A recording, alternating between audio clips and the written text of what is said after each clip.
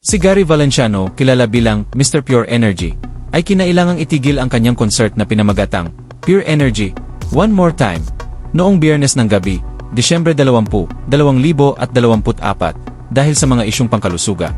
Habang nasa entablado, halatang hindi maganda ang kanyang pakiramdam.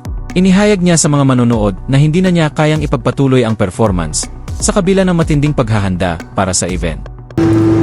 You know, ladies and gentlemen, hindi ito kasali sa script namin, no? Alam ko kasi ako yung nagsulat ng script.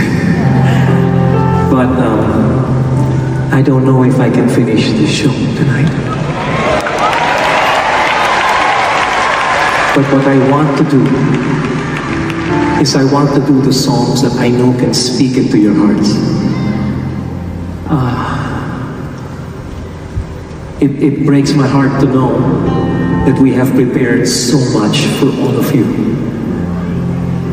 But the body is saying, Gary, be cautious, Gary. You have many more years to go.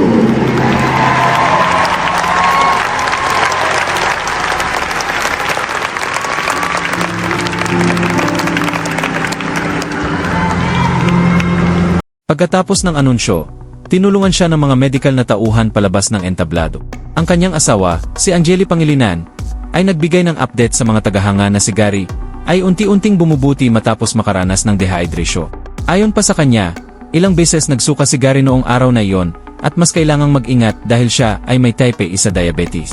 Si Gary mismo ay nagbigay ng mensahe mula sa ospital. Nagpapagaling na ako.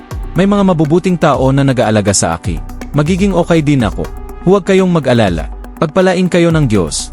Sa ngayon, wala pang opisyal na anunsyo tungkol sa ikalawang araw ng kanyang concert na nakatakda sana sa Disyembre 22. Pinapayuhan ang mga tagahanga na maghintay ng karagdagang balita mula sa kanyang team tungkol sa anumang pagbabago o muling pag-schedule ng event.